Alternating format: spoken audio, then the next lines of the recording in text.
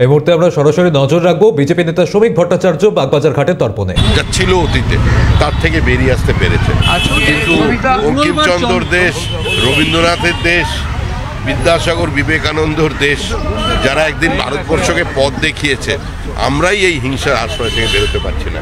মঙ্গলবার চন্দ্রনাথ সিং এর ভাগ্য নির্ধারিত হবে, কি মনে করছেন কি হবে?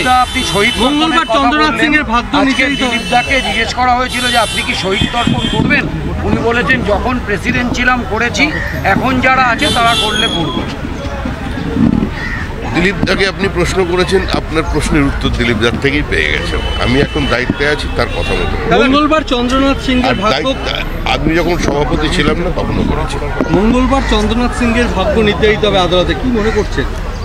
এখন দেবী পক্ষের সূচনা হয়েছে, যদিও আমাদের মুখ্যমন্ত্রী অনেক আগেই বাঙালির আবেগকে আরো মর্যাদা দিয়ে ভারতীয় সংস্কৃতি, ঐতিহ্য, পরম্পরার যে গণ্ডি, সেই বেড়াজালকে ভেঙে দিয়ে উনি পিতৃপক্ষেই দেবী পক্ষের সূচনা করে দিয়েছেন। এটা হিন্দু বলেই সম্ভব।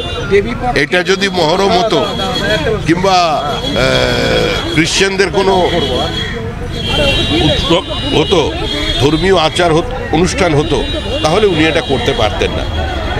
উনি কার্যত ভারতীয় সভ্যতা, আমাদের পরম্পরা, আমাদের মানুষের যে বিশ্বাস, হিন্দুদের যে এই দুর্গাপুজোর প্রতি একটা চিরকালীন অপেক্ষা, তারা গোটা বছর অপেক্ষা করে থাকেন, সবগুলোকেই তিনি কার্যত ফুৎকারে উড়িয়ে দিয়ে পিতৃপক্ষেই করে দিলেন।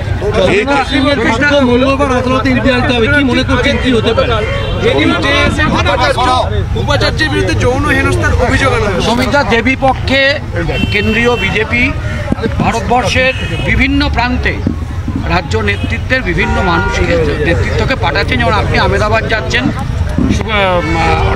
প্রাক্তন সভাপতি তিনি বারাণসী যাচ্ছেন, যাকে কটাক্ষ করে তৃণমূল বলছে যে সুকান্তবাবুকে সাইড করার চেষ্টা চলছে। দেখুন, তৃণমূল কি বলছে, এটা কি পশ্চিমবঙ্গের মানুষ আর তা নিয়ে কোনো আলোচনা করে?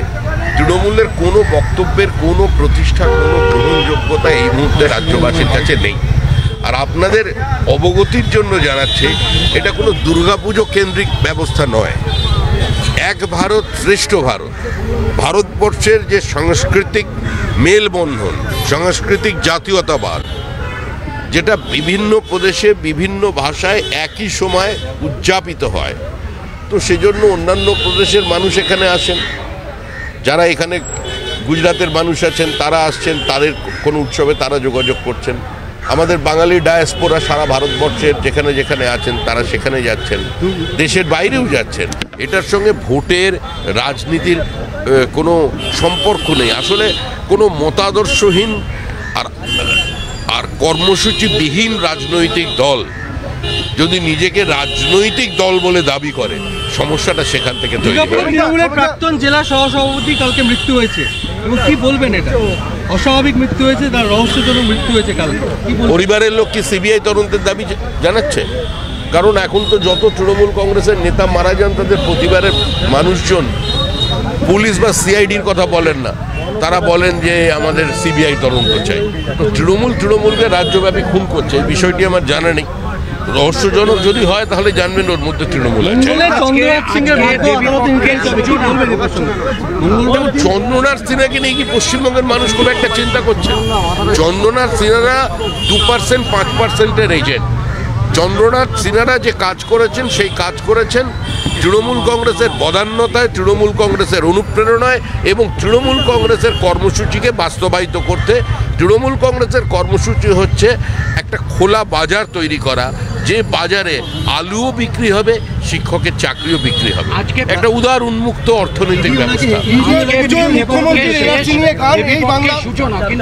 আজকে পিতৃপক্ষের শেষ, দেবী পক্ষের সূচনা, কিন্তু রাজ্যে অনেক জায়গায় তার আগে থেকেই দেবী পক্ষের সূচনা হয়ে গিয়েছে। এগিয়ে বাংলা, স্বয়ং দেবাদিদেব মহাদেব তিনি মুখ্যমন্ত্রীর কাছে কৃতজ্ঞতা প্রকাশ করে নবান্নে স্পিড পোস্টে চিঠি পাঠিয়েছেন যে দেবী দুর্গার প্রতি তোমার এই ভালোবাসা, এই উচ্ছ্বাস, এ আমাকেও মুগ্ধ করছে, আমার ধ্যান ভঙ্গ করে দিচ্ছে। আমার স্ত্রীকে তুমি যেভাবে আগে থেকে নিয়ে চলে এলে, এতে আমিও স্তম্ভিত। আমি তোমার কাছে কৃতজ্ঞতা স্বীকার করছি। সমীক্ষা পুজোয় মুখ্যমন্ত্রীর এনআরসি নিয়ে গান, এই বাংলা আমি চিনি না, আর সেই গান দলীয় নেতা এই বাংলা কেউই চেনে না।